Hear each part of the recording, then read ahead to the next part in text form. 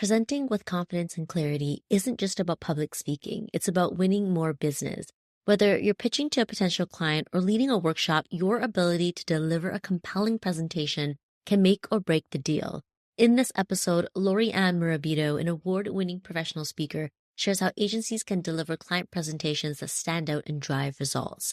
She breaks down a simple yet powerful presentation framework, highlights common mistakes to avoid, and reveals the power of storytelling in sales. Tune in for actionable insights, especially if you want to refine your presentation skills and close more deals with confidence.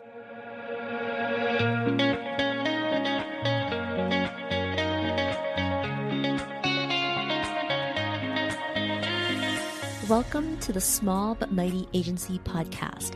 If you want to grow an agency to 7 figures and beyond without working more hours in your business, you're in the right place. I'm your host, Audrey Joy Kwan. I know what it takes to build an agency, including supporting an agency owner in selling and exiting. I also have a master's degree in communications, specializing in organizational development. My team and I have worked behind the scenes of multiple 7-figure agencies and have coached and consulted with over 150 agency owners. All this to say, when you join us on the Small But Mighty Agency podcast, you get real-world experience and practical tips that help you work less, earn more, and lead with integrity. So let's go.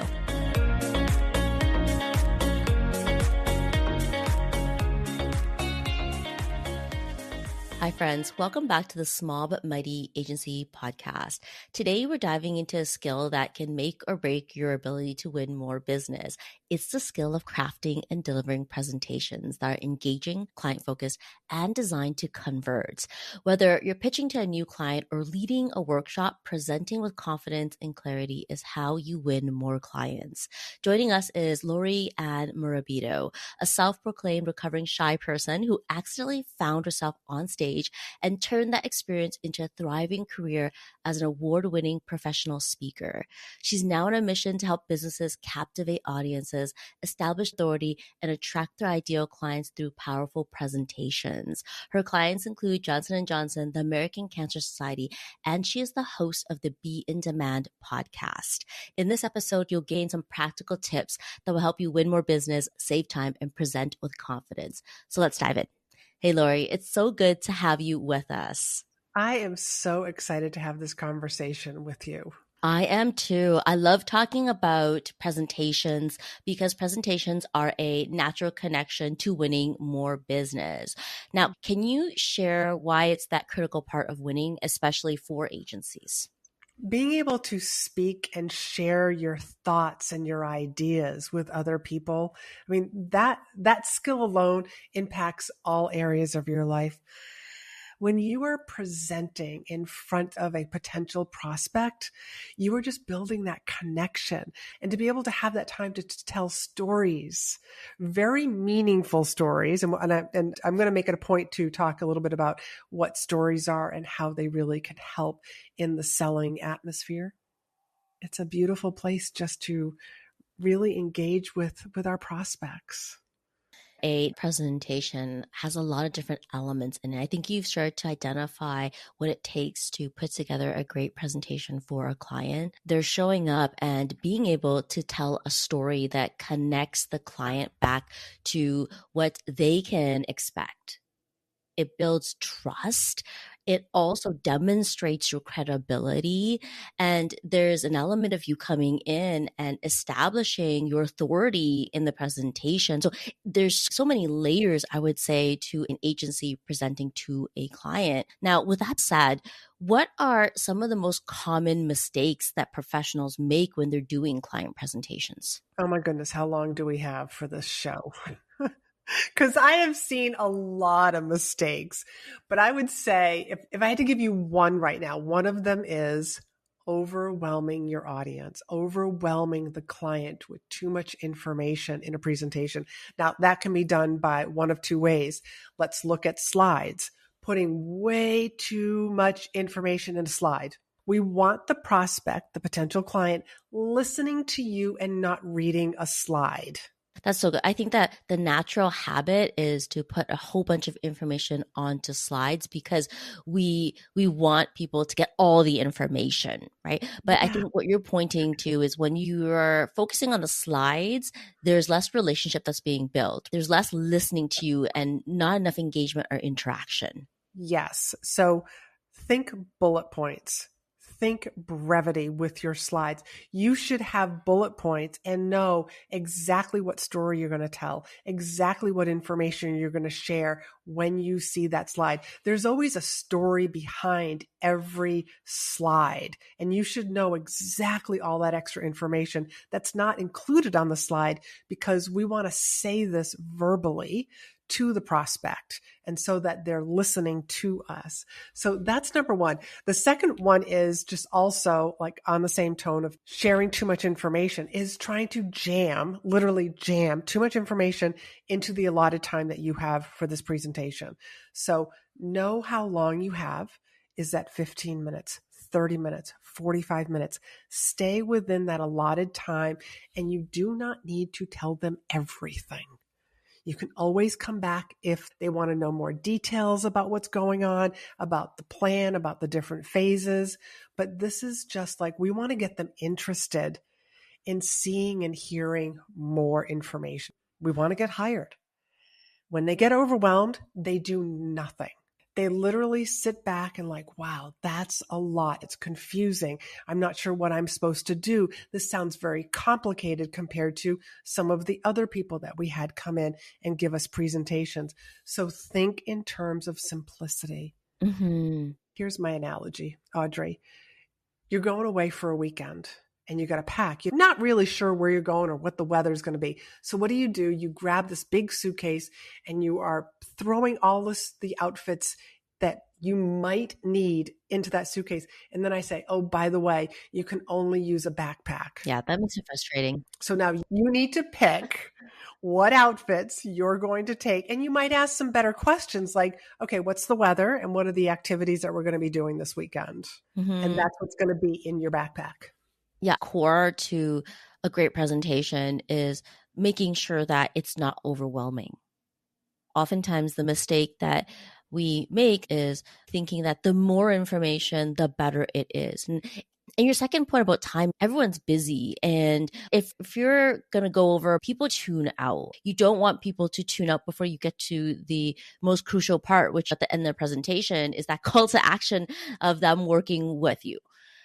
Now, with those 2 points being said, what are the key elements of a well-structured presentation? What are these elements that we should think of when we're trying to create a presentation that has impact and also is time conscious? Okay.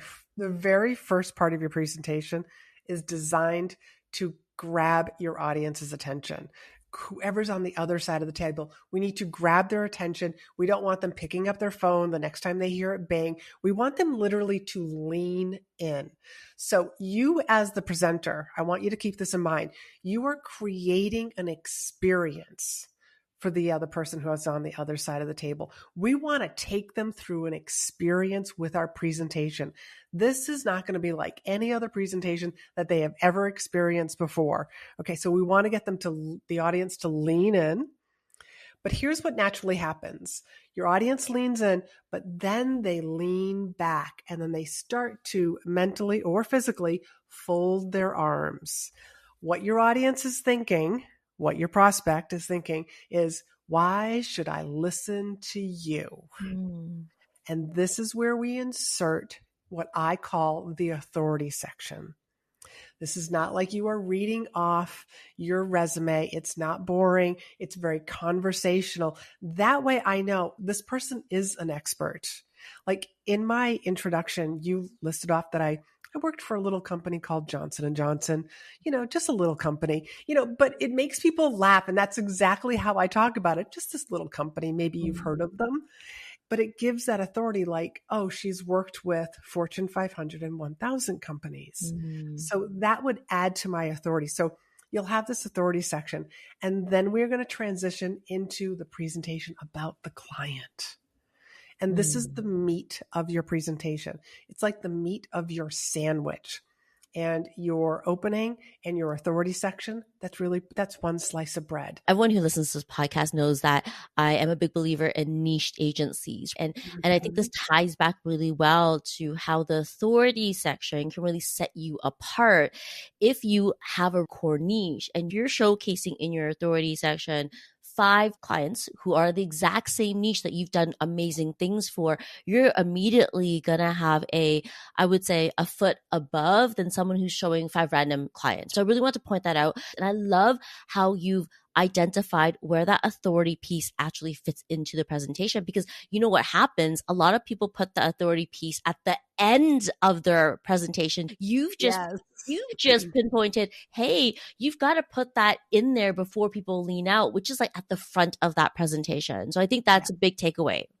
Yeah, the whole way that I craft presentations is based on neuroscience. What is your audience doing? What are they thinking? What are they feeling? You know, they get excited in the beginning if you capture their attention. But again, they're going to lean back because it's like, why should I listen to you? You're the third person in here today, and we want to be different. So yes, thank you for pointing that out. Yeah. Okay, what is the next one? I'm getting excited for the structure. See, I love that. It's working on you also. Great. Then it's the meat of your presentation. This is where we are really customizing things and we are telling stories that defend each point. So here's what I love to tell people. Pretend you're a lawyer. Now you're a lawyer putting this presentation together, and what you're doing, you're going to have your points, but we need some data that support each of those points. You know, whether we are talking about your methodology or different phases, but there's a reason why you're putting phase 1 here and then phase 2 and phase 3 for this project. And this is just as an example. So let's use stories and analogies and metaphors that support.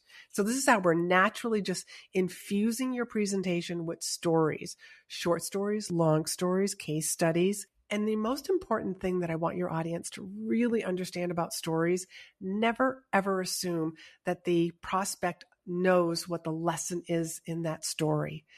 Tell them. I think we all know that a presentation without a story is dry. And when it's dry, people tune out, right? Stories are the lifeblood of being interesting. Because when I listen to a presentation or when I turn on a TED Talk, for example, and someone is sharing a really powerful story, it draws me in. It's candy for the brain. That's what it is. A story is candy for the brain. Here's what's happening to your audience when you tell a story. They are putting themselves in the story, themselves, their situation. They're in the story with you that you're telling them. So be very particular about the stories that you tell. And I also want to give people permission. It's okay to tell the same stories over and over and over again. You might have different lessons that you're going to share with the prospect. You want them to abstract different pieces of information, but the more you tell the same story, the better you get at telling that story. I naturally am inclined to think of systems and processes. And just as soon as you said, look, tell the same story, my mind goes to, well, why not have a story bank where you have a couple of great stories that you know have high impact? And here's the thing, I think with storytelling, sometimes you got to go out and test that story in your presentation to figure out that impact. So it's kind of like A/B testing, right? And you speak to any agency owner, especially a digital marketing agency owner, and they're super familiar with this idea of A/B testing. And I think storytelling is quite the same way. If you have a bank of stories, maybe it's like 4 or 5 stories. Well, what if you're just conscious when you're telling the stories where people's eyes light up? And when you have that consciousness of when people light up with a story, you're able to say, check mark, this is a good story to keep in your story bank, but then also improve upon it. Yes. So I think it's so powerful. I know that we're still going through the structure of a good presentation, but I don't want to skip the storytelling part. And I want to ask you, because you are, an expert in storytelling. When we tell a story, are there specific elements a story needs in order for people to, have their brains light up and treat it like candy? As you said, I love that word. It's candy for the brain. Yes. So here's what I want everybody to think of. Do not give the play-by-play. No play-by-plays with your story, okay? I got up. I noticed that it was my anniversary. I drove to the grocery store. I went into the grocery store because I needed to buy the ingredients for my husband's favorite dessert, strawberry shortcake. That is like so boring. I want you to relive the story. There I was having coffee with a girlfriend when I realized that what the date was. Oh my God, my husband and I have been married for 15 years and I have nothing in preparation. Thank God I was like the coffee shop was like right in front of a grocery store. I could run in there and grab the ingredients to make his favorite dessert and surprise him after dinner. Like I'm putting you in the story with me versus the play-by-play is what a lot of people, those are the stories that people tell. Just start listening to the way that people tell stories. And I want you to relive it. I'm so glad you highlighted the two different types of storytelling. When you haven't told many stories, it's easy to start with, and it was December 2nd when I stepped out the door. And I think that when you go in that logical format, people's brains tune out because part of them is like, get to the point. I think that's what you're really sharing. What's the juice of the story? Get to the juice of that story. How do people do that? Like, is there a way for them, if they're trying to tell a good story, to know where to start without sitting down and being like, well, if I don't start from the beginning, how do I get to it? Is there a tip here to help people not do the whole, what do we call it? Like, is it linear?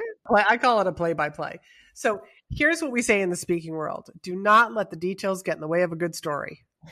Nobody cares that it was on Monday, if that isn't relevant to the story. Like in my story, we've been married for 15 years. We've been together for a long time. It's kind of a special mark. It could have been a first anniversary.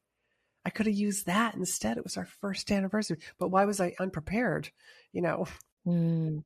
Lots of little questions start to come up for the audience. So write out your stories and then ask yourself line by line, do I need this? Is this imperative to this story? If the answer is yes, leave it in. If the answer is no, let's take it out. Let's try and tell the story without that detail. So there is this, when I was speaking in leadership, I would tell the story about this jackknife that my father had. It's a really cute story. And my father, being the engineer, tells me, well, you should tell people that I lost the knife for 4 years, but then I found it again. And I just shook my head. I was like, yeah, that's a great idea, Dad. Yep. Knowing that nobody cares because it doesn't change the outcome of the story. So think of things like that. Does this change the story? Ooh, that's a great question. And I want to tie this back to the types of stories that agency owners can tell in their client presentations. And typically we're telling stories of other clients who may have had a similar challenge and really how we solved it. We all know that those stories can be a little bit dry.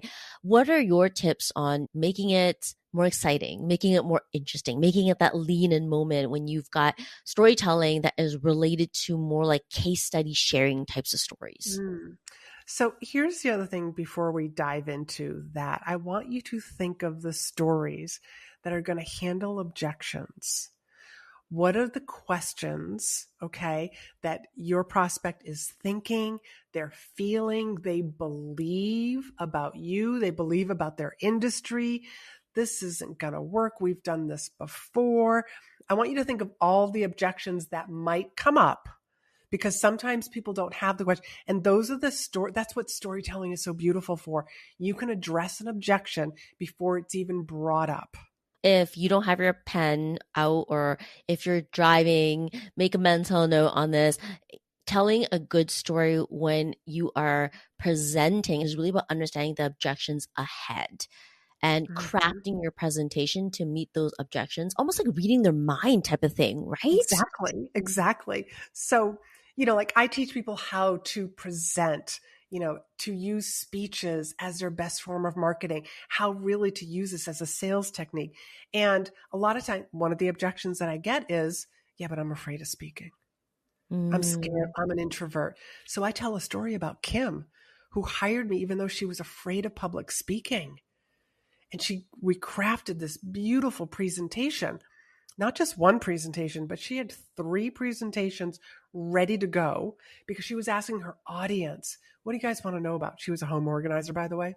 Mm, And as a result of speaking, she got hired for a book deal. great. And as a result of that book deal, she got on TV 5 times while we were working together. That's amazing. And the reason why I tell people that story is you just learn to be scared of speaking. Like nobody died from giving a speech that I have heard of today. Hmm. You know what I mean? Like, here's somebody who basically who did what I did. I taught my nervous system new tricks that Hmm. I can speak in front of people. And speaking led to the book deal, led to the being on TV. And as a result, she became known as the famous home organizer in Louisville. It really speaks to the power of public speaking, the power of being able to get out of that fear zone to step up and be a presenter or be a public speaker. I think that in an agency where someone is being tapped on the shoulder to up level their presentation skills, you're absolutely right that what gets in the way could be that fear of public speaking.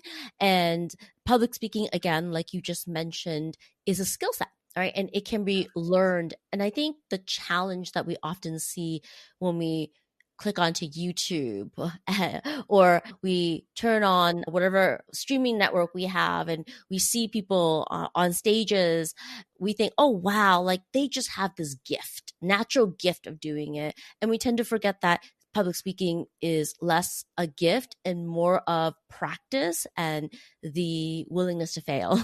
And through the willingness to fail, you learn. And Exactly. I don't want to get too far away from kind of the topic that we were just talking about, although I know that we've intertwined storytelling and all these other elements into the conversation so far. But I really want to jump back to the framework that we were talking about for the client presentation.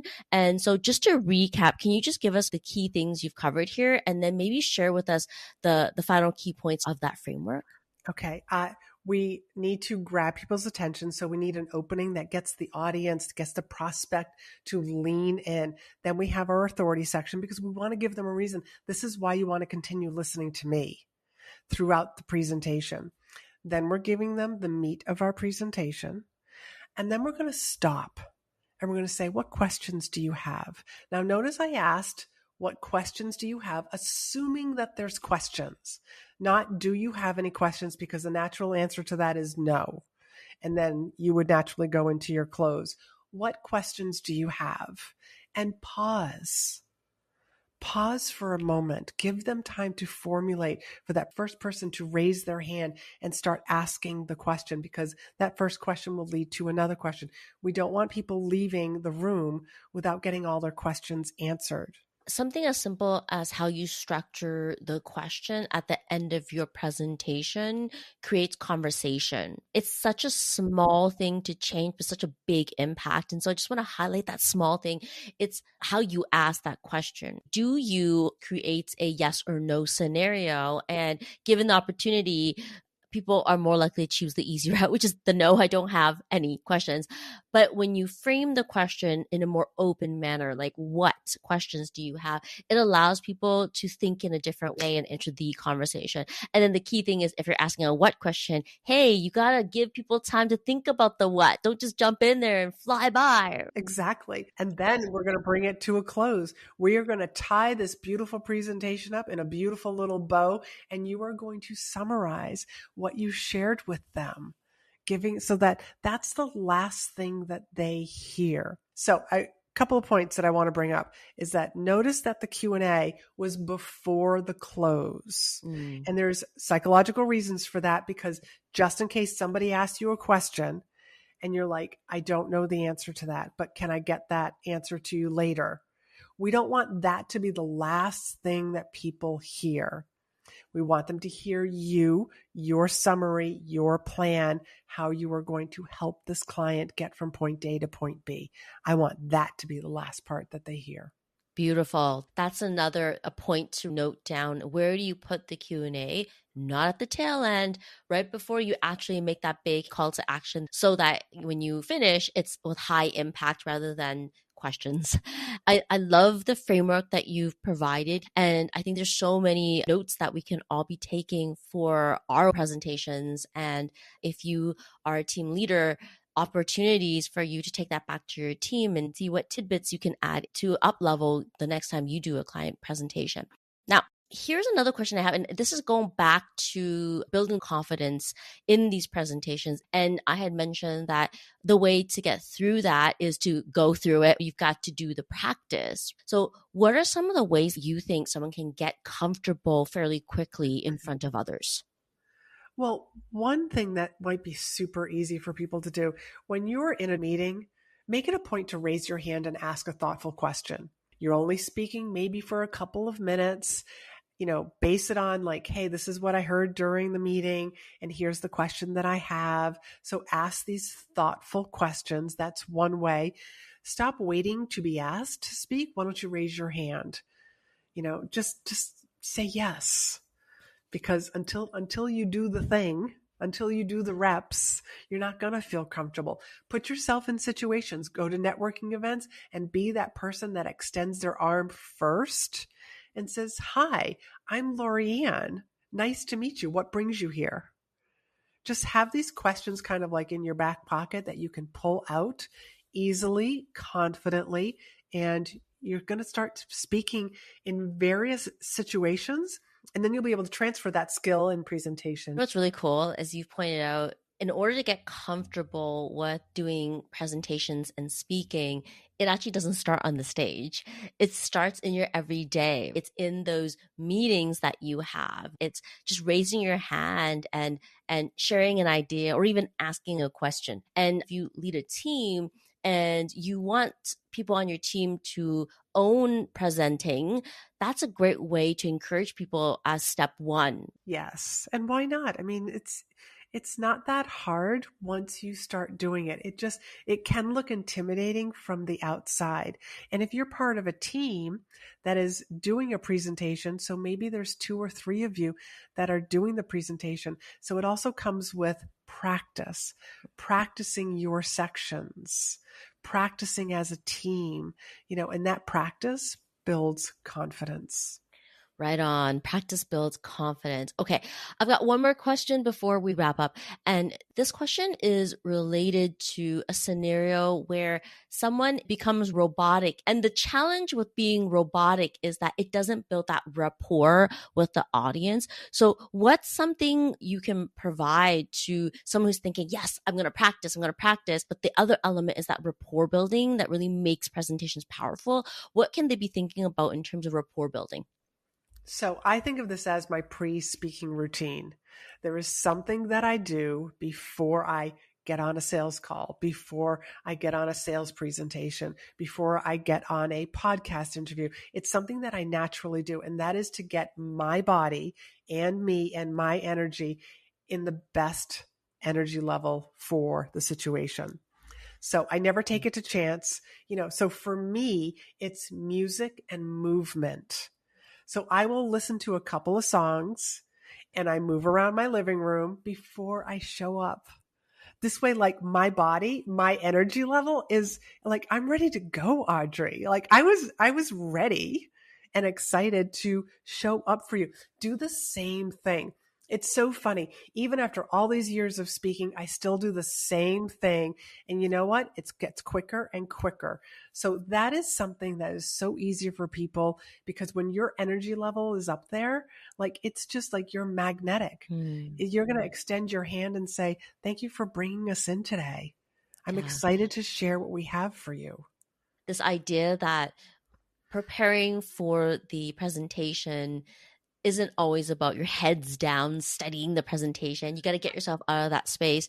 And for you, it is music and dancing. I didn't know that this is something that I do to prepare myself for presentations that I feel a little bit of anxiety about because there's a big outcome at the end and sure that anxiety is there. And so something I've done is pop up like a quick YouTube video that I know makes me laugh, a short one, like a 2-minute one, and just watch it and laugh I think people really feel it when there's anxiety or some sort of block. And what it really takes to connect to people is authenticity. And Yes. authenticity means people want to see you in the presentation. And so be you, whether it's dancing, whether that's laughing. Just be yourself because nobody can imitate you. Laurie-Ann, tell us about your journey. Oh, my journey. So Reform Painfully Shy Girl. Seriously, I couldn't even make eye contact with people. And something came over me. I was just like, I just like had this download thought.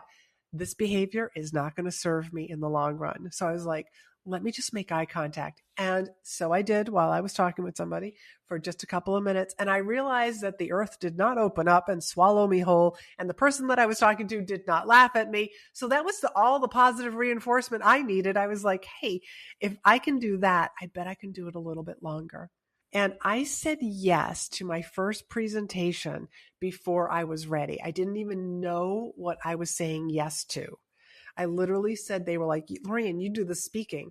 And I shook my head and said yes. But the voice inside said, what are you doing? You don't speak in front of people. That's not me. But I just showed up to serve the audience. So if I give people like another big tip, it's come from a place of service. When you are serving others, you're not thinking about yourself. You're thinking about them. So I became a professional speaker and hopping on and off airplanes. And then one day something happened in the Fort Lauderdale airport. I was not there, but it really changed how I looked at things. There was, here in the United States, you're allowed to travel with your firearm if you want to, with the right paperwork. And a gentleman came out. This was January 19th of 2017. He came out, he put his rifle together and came out shooting. That brought every plane around the globe to the nearest airport. And Audrey, I literally said to myself, I need a different business model. And that new business model came in the form of a text message that showed up a couple of weeks later with a message that said, Laurie-Ann, do you write speeches for people? And I didn't.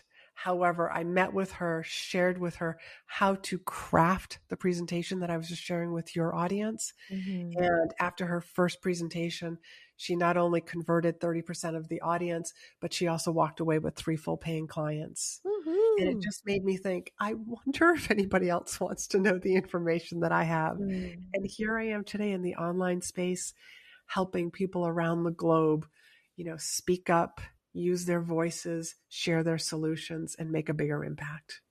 I can't imagine how scary that scenario must have been for everyone. And thank goodness that you weren't at the airport that day. It's interesting how certain things and events in our lives can change the direction of where we think we're going. And for you, it was very much changing how you did business. And yeah, I'm glad that we're able to have you here today to share about all the things to do with presentations, storytelling, and public speaking.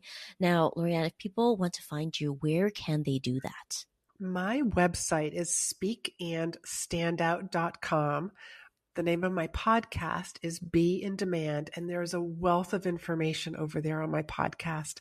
And Audrey, for your listeners, if they go to speakandstandout.com/guide, I have a new listener podcast guide, and this will guide you to certain episodes that will help you. These are my most downloaded episodes, and it also shares with you other resources that I have. It's all compiled into one PDF for you, and that is speakandstandout.com/guide. That's amazing. We'll get those into the show notes, and thank you so much for being here. Thank you. Hey, thanks for hanging out with me at the Small But Mighty Agency podcast.